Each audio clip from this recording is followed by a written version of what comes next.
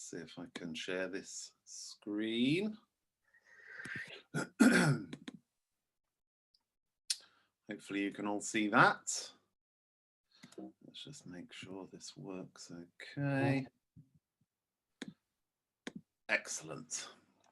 Okay, so as Steve sort of alluded to there, I write a copy for all sorts of channels. So in some ways, this presentation is kind of a difficult one to approach because headlines are essentially everywhere. You know, you come across them when you're online, on websites, you come across them on emails, come across them direct mail, so on and so forth, on social media.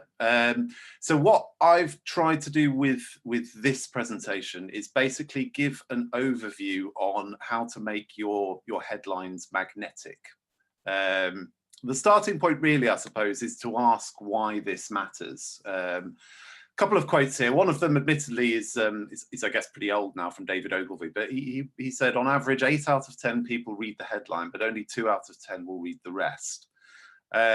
So in a sense, writing headlines is really a question of response. Now, actually, 2 out of 10 is a pretty low response rate. So actually, the value in improving your headlines is actually trying to up that figure from 2 out of 10 to 3 out of 10, and so on and so forth. Obviously, he was writing back in the 60s, so you might argue that this was, this is a bit old-fashioned now. So here's one that's slightly more recent from Jakob Nielsen, the expert on web usability. And he said, by far the most useful thing you can do to help users consume your content is to make use of meaningful headlines. So I guess that raises a question, really. What is a meaningful headline? And I think basically you can describe the job that a headline needs to accomplish in 4 ways. It's got 4 things that it needs to do. Firstly, it's got to grab the reader's attention. I think secondly, it's got to weed out anyone for whom the copy has no relevance. So particularly online, I think you're not necessarily trying to reach everybody all of the time. You're only ever trying to reach a specific group of people. If you're selling car insurance, for example, you're not trying to talk to absolutely everyone. You're trying to talk to a specific group of people who are in the market for car insurance at the moment. So actually, one of the jobs your headline can do is actually identify those people and let them know that this content is for them. Thirdly, I think it has to give an idea of the content. If you like, the headline is the gateway to the piece of content. So it's got to give an idea of what that piece of content is all about. And fourthly, and I think this really is the crux of it, I think above and beyond anything else, the single most important job that a headline has to achieve is to encourage the reader to read on. And that sort of gave me a way into this, if you like, of teaching you sort of the tips and the tricks you can use to get your reader to read the copy. Because basically, if they read the headline and don't read on, you've lost them. So the way I thought I'd go about this is basically to share with you 9 ways that I think you can draw your reader in to whatever it is that you're trying to write. And at the end, I'm going to give you 1 way to cheat as well. So some of you may have come across this guy before. His name's Steve Harrison. He's actually just he's a writer these days, but he used to be a guy that a sort of adman in the 90s and the early noughties, and he basically said that his idea for headlines is that they always have to have an element of surprise. So what he means by that is by saying something that's slightly unexpected, something that jars with the reader's sense of what they might expect from you, but something that's still relevant for what you're trying to say. And he kind of coined a phrase for this. He called it relevant abruption. So really, this is about trying to capture people's attention by saying something that seems slightly unexpected. And I'll give you a couple of examples of this. It's not often, if ever really, that you might get the word tits into a headline. But this was an example that I found last year. This was a campaign run by the RSPB, the Charity for the Protection of Birds. And essentially it was all about, we were kind of going through a lot of sort of lockdown periods and there wasn't an awful lot to do. So they ran this campaign aimed at women, specifically mothers. And the aim was to encourage you to take your children out and go bird watching, basically. But you can see it's an unusual sort of play on words. I mean, actually, if you swap the word lads and tits around, you get a phrase that's a sort of slightly misogynistic phrase that might have been common in the 90s during that sort of lad culture kind of era. But just sort of that kind of twist, that flip on the sense of it actually attracts attention and draws you into the copy. Here's another example, another sort of charity-based example. This is, I guess it's a similar kind of principle. The idea is that you have what you call a straight visual, so a visual that kind of hasn't been tampered with. It's a picture of the rainforest, but then you have a headline that kind of clashes against it. So the headline is "Help Save the Lipstick." So the sense of sort of intrigue there, you can see the WWF logo at the bottom. So why are they talking about saving the lipstick? And actually what the copy goes on to explain is that lipstick is derived from palm oil, and a lot of palm oil gets, basically they destroy a lot of rainforests to get to palm oil. So it's about trying to encourage people to shop in a more sustainable way to save the lipstick. Here's another example. Again, another sort of charity example. I think this must have ran 5 or 6 years ago. And so you can see, it's a provocative, almost outrageous headline to write, but it's because of that provocation that you're encouraged to then read on and find out, why on earth would someone be saying this?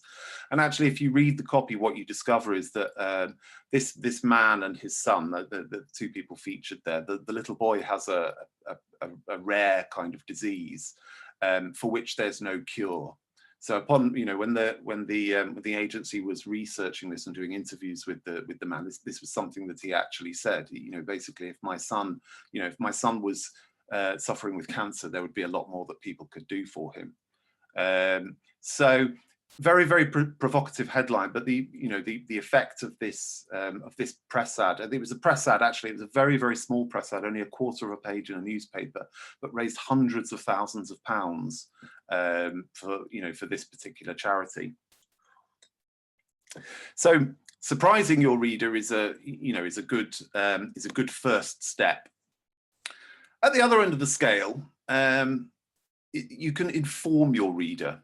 Now, this is particularly the case when you're writing for online content. You always have to have in the back of your mind the idea that online people are looking for information. That's why people go to the internet.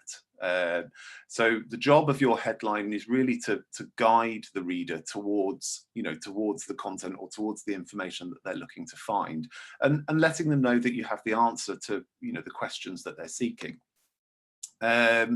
So at a basic level, an online headline can just tell the reader what it is that you do and what it does for them. So this is an example I've got from Amazon. These are called dash buttons. They're actually digital now. They used to be physical things. So I had one many years ago when we first started having children for Pampers. So basically, the idea is that once you're running low on a particular product, in this case nappies, you press the button and it reorders them and delivers them to you the next day. So the function of the headline here is basically to tell you what it is that we're talking about and what it is that it does for you. This is one of our own clients, actually. So one of the things you need to do is keep in mind that it's a good idea to have keywords in your headlines. So we actually made a tweak to this. Response Tap if you're not familiar with them, is a sort of MarTech company. And basically what it does is it tracks callers into businesses. And links the calls back to the marketing activity. So, if people have looked, clicked on a PPC ad, looked at a web page, and then picked up the phone, it kind of maps that journey out so that you know which bits of your marketing are working. Originally, they called it call intelligence, but we made the observation that actually that's not something that people search for online. It's actually call tracking. So we made a tweak to the headline to include that keyword that people were searching for. But then we have a little subline underneath it as well, which basically explains, a little bit more about what the company does, but also helps to identify the kind of people that we're trying to reach. We reveal the campaigns, etc., that make your customers pick up the phone, so you can make your marketing more effective. We want the reader to know that we're looking to talk to marketers, and that's the job of that headline. This is another one of our clients as well, and this is, we do an awful lot of content writing for Dulux. Starting a headline with the phrase "how to" is a really sensible thing to do, because it's literally what people type into Google. People are looking to find ways of doing things. So for Dulux customers are basically looking to understand how they can use the beautiful coloured paints that Dulux sells. So one of the we have various sort of categories of content. One of them is called the Weekend Project, and it's all based around small projects that you can complete in a weekend. So the job of the headline here is basically to indicate that we're going to tell you how you can achieve something as beautiful as what you can see in the image there. Okay, so we've talked about surprising, we've talked about informing. Next thing I think that often works well is challenging your reader, and the way that you do that is basically by posing a question. If you pose a question to someone, they're kind of pre-programmed to sort of pause and consider that question and whether they know the answer, which means they're immediately engaged in the topic that you want to talk about. It also suggests, when you ask a question, it also suggests that you already know the answer. So thereby, by continuing to read on, the reader will become informed about what it is that they want to know about. So this is an example found this on Twitter. There's a few of these actually that seem quite common to wine brands. Now fundamentally what they're doing here actually is just offering a discount, which is what they do to any of their customers really, regardless of whether it's in store or online. You basically get a £20 voucher as a new customer. But the way they go about this online is essentially to challenge the reader and say, do you think you know the answer to these questions that are in this quiz? They then use a little bit of kind of social proof. So they say, so that it's a challenge. Not many people get all of the answers to this, but if you take this quiz and you get them all right, there's a reward for you. So posing that question, it kind of challenges the reader to read on and sort of prove their own intelligence, if you like.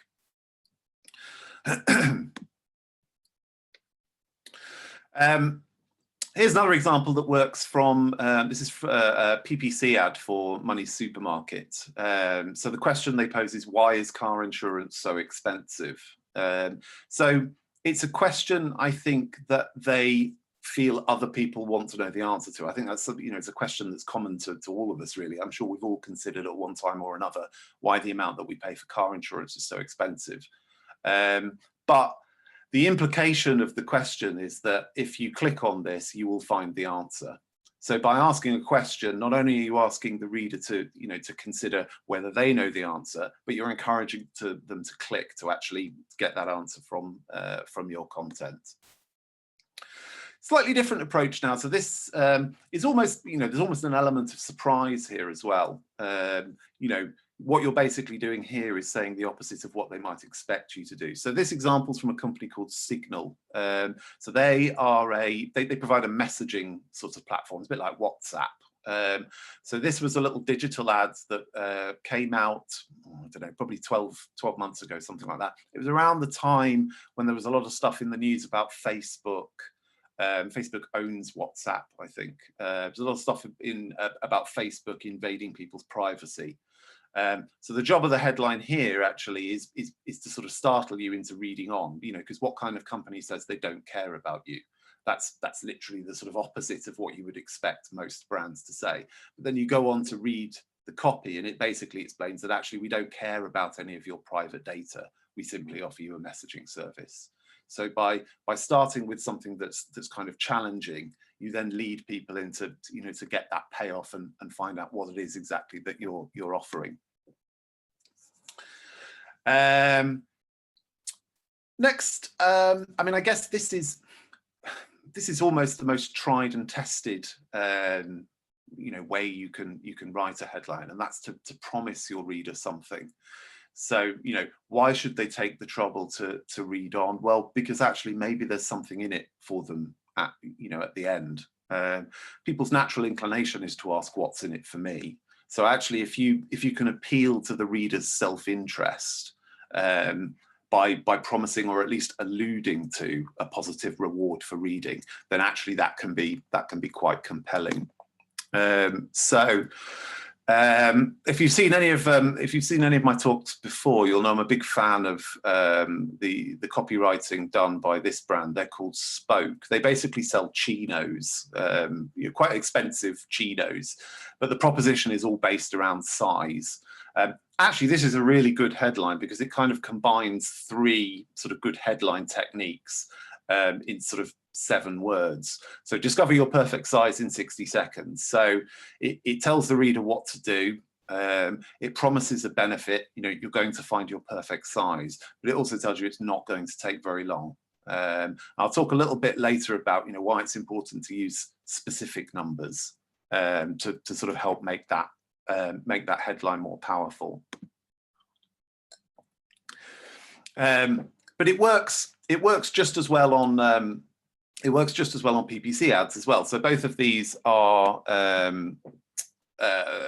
suppose what used to be called mail order companies. Obviously they're now sort of online fashion brands.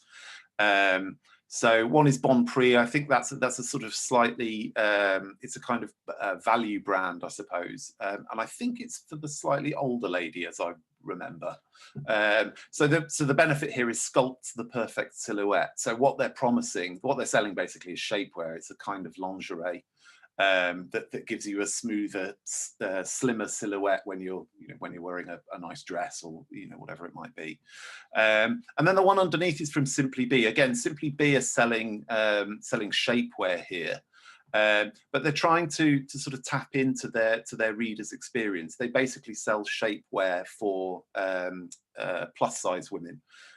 So it's about the idea that plus size women perhaps feel more self-conscious in underwear and lingerie or whatever it is. So actually the promise that they're making is that by wearing their particular brand of shapewear, you can forget the fear of squeezing in or spilling out, etc.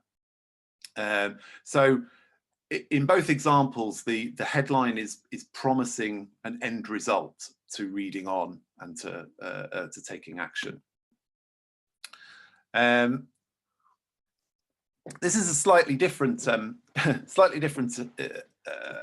example. I thought I'd put this in because people often ask us how emojis kind of work and how you can use them in your copywriting. So the benefit here obviously is a low price. So it's about what you get for a nice round £5. I kind of put this in because I thought it's a good sort of talking point. More and more brands use emojis. I think the important thing to realize about when you use these little sort of graphics is that basically emojis are a kind of visual language. So it's not so much about just popping a little picture next to a line. It's whether you can actually create a line using the emoji. So here they've gone, pizza plus beer equals £5. And in doing so, it draws attention to itself by its sort of visual construction.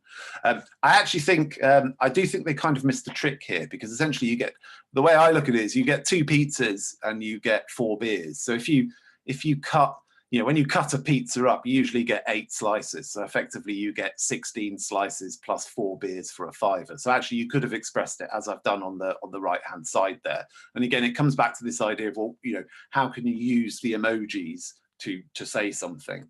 And there's value in that sort of, it involves the reader, and how, you know, it gets them sort of working out what the message is. And that's a good way to sort of increase engagement. And again, I'll talk about that a little bit further on.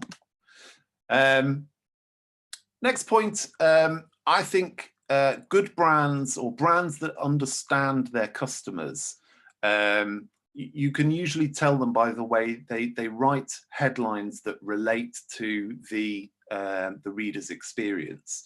And often that's, you know, often your reader's own experiences of your brand can be a great source of headlines. So, you know, if you do kind of focus groups, or you ever sit in on focus groups with your customers, or listen in call centers, actually, it's often good to have a notebook, because you can very often pick up little gems of copy, or, you know, phrases that actually you can then weave into your copy to make them more compelling. So this is something I saw at a motorway service station. You know, so it's in inverted commas. So the idea is that this is something that somebody might say. How many times have you inadvertently reversed into something that you couldn't see in your wing mirrors? This is possibly something that doesn't happen so much now with modern cars having those things that kind of beep in the you know, when you go into reverse.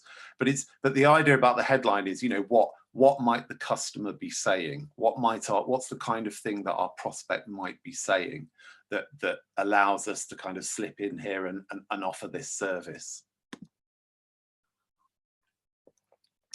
I mean, this is almost the I could have put Marmite in here actually, but it's the idea that actually this particular line reveals the truth of the brand. If you've never tried TCP, I don't even know if it's sold a great deal these days anymore, but it's this kind of it's a sort of disinfectant for the mouth, basically. So if you have a sore throat, you can take this stuff and it kills bacteria, but it really does taste like disinfectant.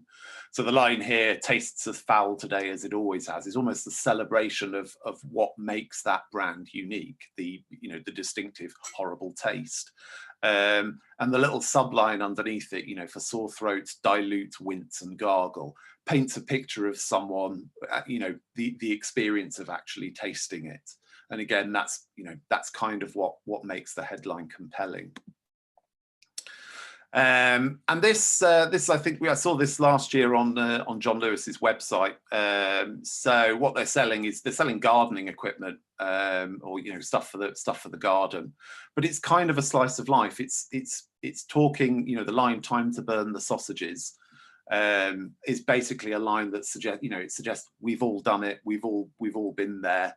You know, and again, it kind of paints a picture of the experience of using the product. And again, it's about sort of demonstrating that the brand has a human side, that they're not a sort of faceless corporation. Actually, behind this are people who have shared similar experiences to you. But again, it's a slightly sort of unexpected turn of phrase. It's not about, you know, it's not talking about how brilliant it will be to be out in the garden. Actually, it's talking about something that feels true and feels real. In this example, this is I took a photo of this the other day when I was walking about town. So essentially what the brand's doing is setting itself apart from its competitors by relating to a familiar and frustrating experience, which is that when you're sat on the phone to your bank or any kind of financial institution, really, you often have to have remembered, you know, increasingly obscure sets of passwords and security questions. So the headline is, "We don't need to know your dog's maiden name." So it's almost sort of self-aware, almost sort of slightly self-deprecating that, yeah, you know, we know that banks do this kind of thing and it's quite frustrating, but actually we don't, you know, and that's your reason to read on and find out what they do instead. Okay, so Another thing you can do is reassure.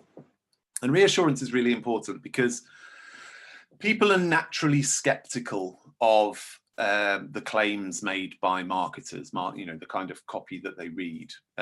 So if you can demonstrate that what you're saying is true, that's really important. There's a couple of ways that you can do this, or certainly that we've found work quite well. One is to use specific numbers, and another is to use surprising facts. So let me just show you what I mean by that. So mainly it's mainly the bottom one there, actually. Compare the energy price. This is a PPC ad for uswitch. So it says save up to £491 at uswitch.com. So £491 is an unusual number. Why is it not £500 or 400? If you use an unusual number, it suggests that some kind of calculation has taken place, and therefore you can sort of put your trust in that figure. So particularly important when there's a saving to be made. It just lends credibility to what you're saying. Here's another example. I showed you another wine brand from earlier. I see this little it's a Twitter ad. And I see this regularly. It's been doing the rounds for years, so it obviously works quite well for them. There's 37 pence worth of wine in a £5 supermarket bottle, but spend £10 and you get 7 times as much for your money. So again, the whole headline uses these kind of specific odd numbers to lend credibility to what they're saying. It suggests that this has been worked out so you can trust it, but there's still an element of sort of curiosity. You want to find out more about what this actually means for you, and that's how they're getting you to read on. We used this principle ourselves a couple of years back for Royal London. These are direct mail packs for it's like a type of life insurance that people predominantly use. It's over 50s life insurance. People predominantly use it to pay for funerals. So the letter on the left was the well, we beat their banker with this, and then we produced this second mailing in an sort of A/B test in an attempt to beat our own banker pack. And we did it by using this big figure on the right hand side of that middle letter. So it's all about the true cost of a funeral. Lots of brands, lots of sort of competitors at that time were talking about the cost of a funeral, but none of them included things like the catering, how much you pay for flowers, how much the car hire is, etc., etc. So our sort of proposition was, you might think a funeral costs this much. Actually, it's a lot higher than you think. And each of these numbers was personalised to where the reader was based: northwest, southwest, etc. So using those specific numbers, again, it's this idea that it's been worked out, and we even used a little calculation down the side there to sort of explain how that figure broke down.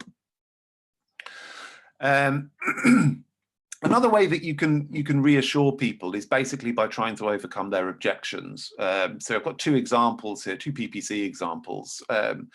4K TVs, I think we actually have 8K TVs now, but at the time 4K TVs were pretty much the best and therefore most expensive TVs that money could buy.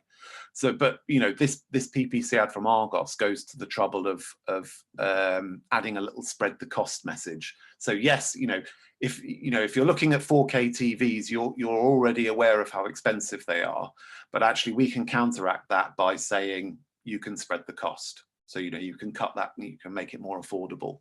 And then the one above is a company that sells. They basically sell templates, email marketing templates. So their sort of proposition is underpinned by this message: no tech skill needed. So in case you're thinking actually this is going to be really difficult to use, actually you don't need to be a sort of a techie person to be able to benefit from this. So offering that reassurance again is a way of sort of encouraging people to read on. I guess we're now sort of getting into the realms of the kind of thing that you often see, or certainly more so online, I would say, in terms of social media and in terms of online content, and this idea of piquing the reader's curiosity. Humans are innately curious, and are all, we're sort of always on the hunt for things that are new and novel. When's the next episode coming out? When's the next series coming out? What does the new model do, etc., etc. So if you can write a headline that piques the reader's curiosity, you're kind of tapping into an innate desire to find out more. So this is an example, this is a direct mail example again from one of our own clients. So the headline was actually personalized. You can't quite see it because of the image on top of it, but it basically said "knock knock, Stuart." And that's all it said on the front of this white envelope. So the idea is, it's piquing the reader's curiosity. What is this? Why is it being sent to me? When you opened it up, you had this is like it's the kind of thing you hang on a hotel door, with a message that says "sorry to disturb, but opportunity knocks." When you opened it up, it was basically we did it for Response Tap. It was a competition where we were asking people working in marketing agencies if they would refer their clients to us. And if they did, they'd go into a prize draw to win a really nice weekend stay in a beautiful hotel. But the idea really, you pique people's curiosity by saying something that encourages the reader to read on and kind of complete the story, find out why. Again, this is it works really well online. So this is one of our clients, Thane. So Thane do, amongst other things, they sell a range of cleaning products that are based around that use nothing but salt water, steam cleaners, and this new machine that cleans with steam and salt water. So we've written a lot of content that kind of around these products, and this one is about it's about what goes into your cleaning products. So one of the ways that you can pique the reader's curiosity is by promising to reveal a secret. Everybody likes the idea of being in on it, but it's almost like what the cleaning industry doesn't want you to know about what goes into their cleaning products. And so this article, explains in sort of quite scientific detail the kind of chemicals and poisons that go into standard household cleaning products, and then reveals actually you can achieve the same, if not better, results by using nothing but salt, water, and a little bit of electricity. So the headline is, what really goes into your household cleaning products. So you read on to find out why. I follow a lot of copywriters, by email and on social media and stuff. Drayton Bird's, he's a very old guy now. Actually, I think he's in his 80s, but he's written some of the best books, I think, on copywriting, and you can learn a lot from the way he approaches subject lines. Subject lines are sort of mini headlines in their own right. One of the things he often says he does is include a story element in the subject line. And that's what piques your interest. So, for example, how Claude the Wizard broke the rules, or if it worked for Dracula, maybe it'll work for you. So there's this idea that, taking something that seems a little bit obscure, but relating it back to marketing is what, is kind of what prompts you to click. There's one at the bottom there as well. Here's a kindly suggestion from Scrooge. So you're wondering, well, what can these kind of fictional characters have to say about copywriting, marketing, advertising, etc. And so that's the reason that you click. So that's, some of the ways that you might go about piquing your reader's interest. Next tip is to tell your reader what to do. Command them. Basically, people are busy. People lead busy lives. So actually telling someone what you want them to do is a way of shortcutting the process. And it's kind of, it's kind of respectful of the fact that people are busy. You're not asking them to work anything out. You're literally telling them what it is that you want to do. And the trick here really is to make it seem like it's very quick and easy. So this is, I snapped this the other day from First Direct's website. So this is the headline on their website at the moment: Take the Money Types Quiz. I'm sure you've seen this kind of thing before. It's like a sort of personality test. But notice, basically discover what drives your decisions about money and unlock handy tips to help you manage your money in a way that works for you just by taking the money types quiz. So it's asking you to do something, making it sound simple, but also promising you a benefit at the end of doing it. So this is it's a headline and subline that works really hard to get the reader to take action.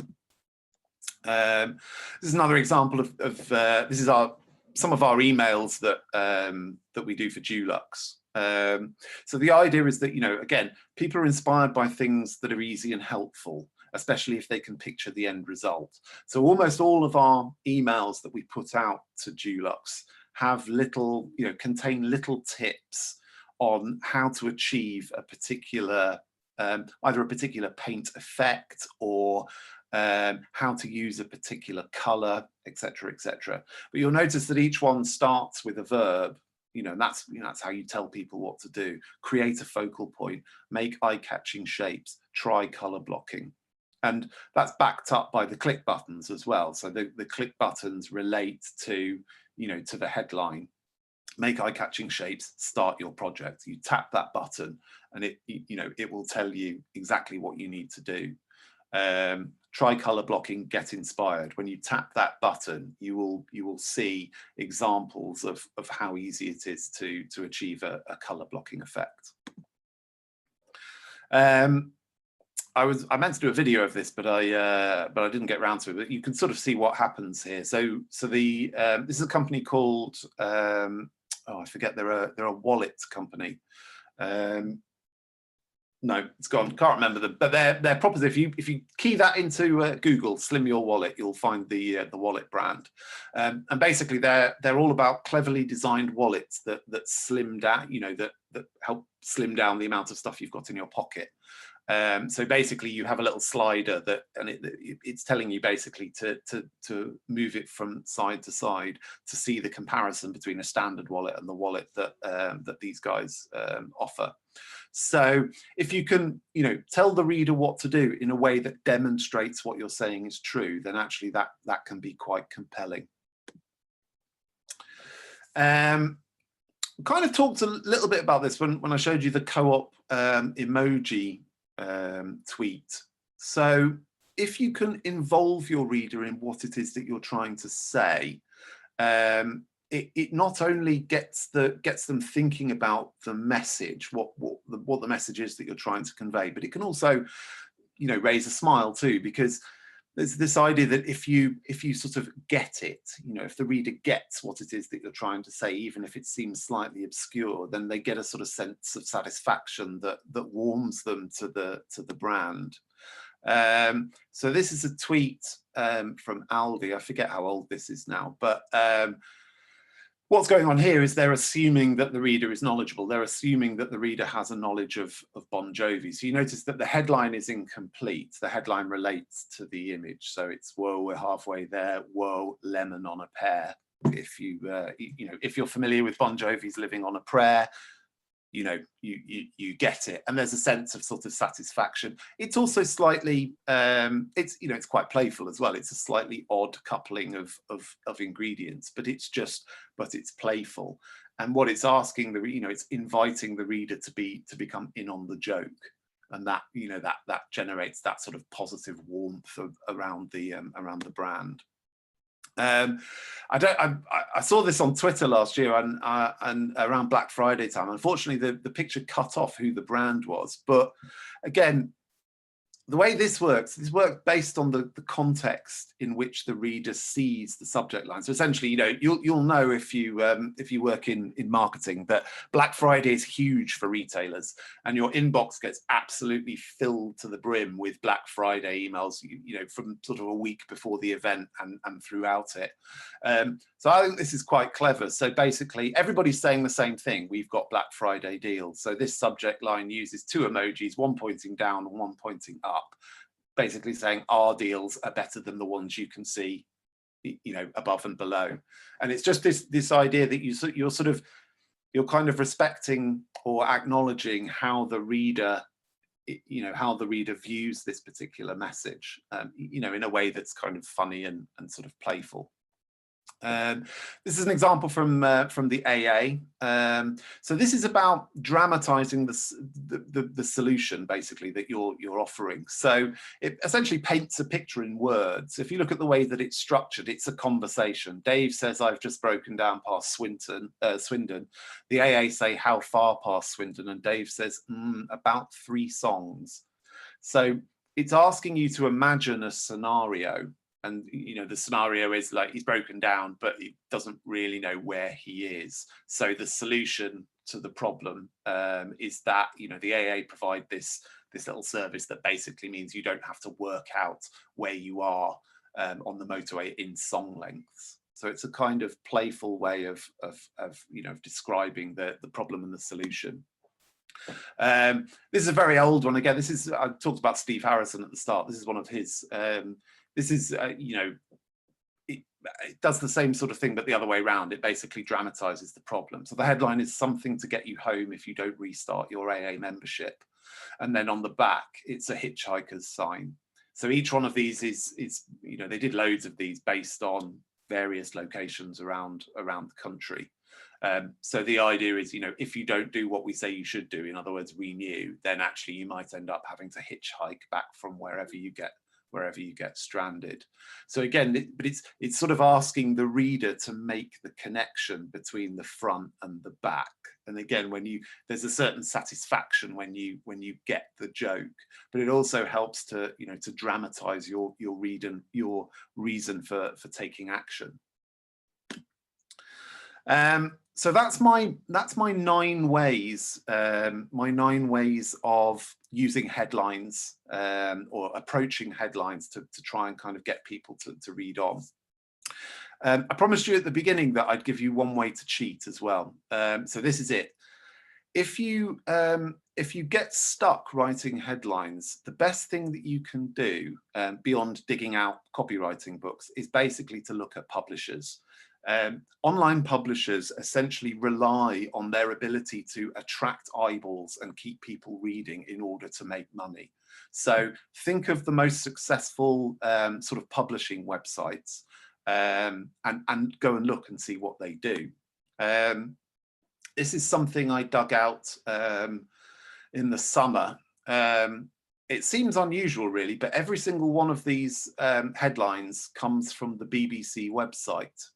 But you know, you can see the kind of the techniques that are being used, you know, starting with how, you know, you're going to find out the story of how an 11-year-old boy, you know, how can an 11-year-old boy or an 11-year-old child rather come to swim the channel. I mean, the one underneath is who wouldn't want to read that? Why your house is full of sex-crazed spiders. You know, so you can learn a lot from, you know, websites that draw a lot of people to them. What kind of techniques are they using to keep people reading? If you've seen my email talk, you'll know that we sort of put this into effect for one of our own clients. Swinton send out insurance, well, they sell insurance, car and home insurance specifically. So they send out emails and write a lot of content around those topics. So one of the things we did is we went to the Daily Mail, which I think is probably, certainly one of the most popular websites in the country, if not the most popular, and basically just did some searches. You know, how would the Daily Mail talk about these topics? And actually, what we discovered is that they talk about them. You know, you'll be familiar with the Daily Mail. They look to sort of provoke outrage, if you like. So what we did is we kind of took, you know, the way that they might approach these kind of topics and turned them into bits of content and emails. So, you know, so for example, easy fix MOT failures that cost you pounds. So, you know, there are reasons, lots of reasons why people fail MOTs, and actually a lot of them are very avoidable. Have you broken one of these 10 driving laws? You know, it's about revealing something that the reader might not necessarily know about, and that's the reason to read on. Should older drivers face new hurdles to keep their license? You know, we were trying to be deliberately provocative and talk about, you know, should older people have to take a new test? So we were kind of adopting something that we found was successful on a publisher's website, and then applying it to our clients' communication strategy. And as you can see from the top right there, it's you know, we got a good uplift in response from doing so. So that's it from me. So I think I've probably gone on a bit longer than I should have done, but hopefully you found that useful. Brilliant. Thank you, Stuart. That was fantastic. As I mentioned earlier, I did record today's session, so I will be sending out a link later on today, if not into tomorrow. In addition to that, I'll also send you Stuart's slide deck as a PDF. Please feel free to pass it around to anyone within the business that you think might find it useful. As I mentioned earlier, you do have an opportunity to ask questions now if you do have any to ask. Stuart and I can hang around as long as you need us to be. I do have a quick question, well, a point to make quickly. This is the last virtual Midweek Masterclass of this series. As I mentioned, all of the virtual Midweek Masterclasses are available on our Red Sea YouTube page. If you do have any topics that you would like us to cover in the future, please feel free to let us know, and we'll endeavour to put something together.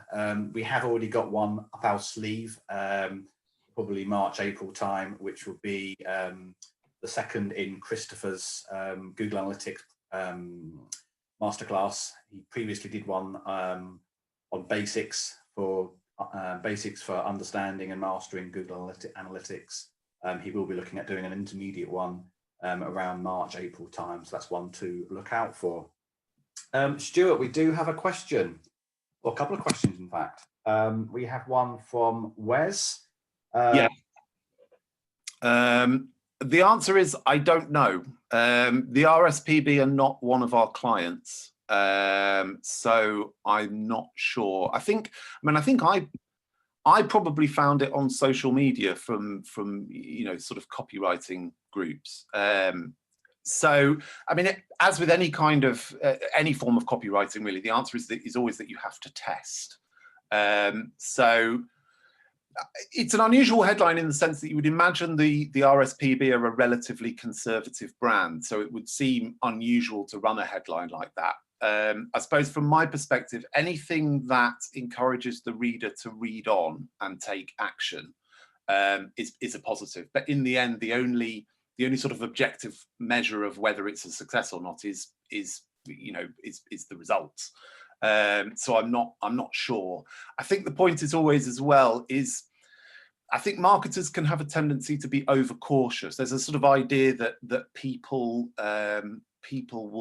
will be offended, and that may well be the case. But actually, sometimes by doing that thing that's a little bit provocative, it's the thing that gets you noticed. The biggest issue in marketing is the fact that too many marketing communications don't get noticed, which means nothing happens. So if you run something that's provocative, you'll tend to find you have some people who are for you, some people who are against you, but at least you're generating interest. The fact that that particular ad is available on social media and it's kind of being highlighted as a provocative headline kind of showcases the fact that, you know, it clearly has generated sort of conversation and debate, etc., as to its cheekiness, has it gone too far, and that sort of thing. So I think it's probably achieved its goal when the copywriters kind of put pen to paper. Got a question from Kathy from Studio, Chris. Sorry, Stuart. So the question is, you touched on varying headlines by channel. How much of a consideration is that when print and email are trying to align more as a customer journey? I mean, we often have similar headlines that run across kind of different channels. I mean, I suppose it kind of depends on the headline. I mean, if, for example, if you're sending out something by mail, your headline may reflect the fact that it's a physical thing that someone is holding in their hand, whereas an email isn't necessarily the same thing. I don't necessarily think there's there's too much of a problem running the same headline across each channel, because I think in each instance your assumption is always that the reader experiences it kind of firsthand. But I appreciate I'm kind of fudging this question because I'm not sure I fully understand what it is that you're asking. But I think there isn't a problem, using the same headlines across different channels as long as you're getting results from them. But if you were, say, if you're sending a series of emails after a direct mail pack, your emails may relate to the fact that the headline may relate to the fact that someone's already received something in the post, or vice versa, for example. Couple of very positive comments from Phil and John. Thank you very much, guys. Appreciate the feedback. Another question from Wes, which I'll give you a break, Stu, and I'll take off your hands. Wes asked a question regarding the use of specific numbers and the example of save £491. How would specific numbers compare to the use of save over £490 in terms of success? In our experience, Wes, when we've done similar tests when it comes to PPC, normally a number that is a little bit odd to see, i.e. £491, will generally always exceed the results of something such as over £490 in our experience. We've done a lot of work in the insurance sector, as you know, Wes, and in our experience, that would generally work best. Just because £491, as Stuart mentioned earlier, does give you the impression and indication that it is a calculation. I think sometimes people might become a little bit blind to over £490 because is it just over £490 or is it more difficult to obtain? So I think say £491 in our experience would achieve the best results. I mean, to give you sort of another example of that, we did a thing for, again, I think it was for Royal London a while ago, and it was all about how quick it is to get covered. So originally the line said you can get covered in a matter of minutes. So he said, well, how many minutes does it take on average? And the amount was 12. Now the client was kind of averse to running that because they felt that 12 minutes was too long. But actually, when we ran it in tests, we discovered that actually saying it was 12 minutes rather than a matter of minutes outperformed it. Because actually, time is relative. Who says 12 minutes is a long period of time? It kind of depends what you're doing. 12 minutes spent watching the kettle waiting for it to boil seems like a very long period of time. But 12 minutes to get some life insurance and know that you're protected for the rest of your life feels like a relatively short amount of time. So again, it always comes back to the same thing, which is just test. I can see John's left a question here as well, which is, again, it's another difficult one to answer. So what is the correlation between the number of words in headlines with the percentage of take-up, engagement, call to action? I mean, you'll find research that says all kinds of things. I mean, our sort of area of expertise is email subject lines. You'll find a lot of research that will tell you, it'll give you a figure of a certain number of characters tends to do better than others, and that's probably worth testing. For me, I personally think it's the wrong metric to look at, because I think ultimately it's not how long it is, it's what it says. So I think you can get a bit sort of caught up in, well, how many characters is the right amount of characters for a headline, or how many words should go in it. But actually, that's not really what makes or breaks your headline. What makes or breaks your headline is what it says, whether it whether it promises you a benefit versus whether it piques your curiosity. Whether I think that's the way I see it. But there is a lot of research out there that will give you varying figures for you to test. E-consultancy recently brought out a piece of research, John, with regards to email subject lines that suggested that the shorter subject lines generated the better open rates. However, the longer subject lines actually then generated the better click-through rates. So it's certainly something to test for your business. We work with a lot of clients on email marketing, and quite often the results differ from one sector to another. So it is a case of, and also it's a relatively easy thing to test. So I would suggest test it for your particular business and indeed sector. Right, I think that might be it. Thank you, John, and thank you, Suzanne, for your comments. We will be doing a little bit of LinkedIn activity on the back of this, so if you do have a spare moment to give us a like, a share, or a comment, that would be most appreciated. So yes, without further ado, again, thank you, Stuart, for your time this morning. I personally really enjoyed today's session. Definitely learned a few new things, so thank you. And as I said, I will be sending over the presentation deck later on today, with also a link to the recording of today's session. Thank you very much. Take care. Bye-bye. Bye-bye.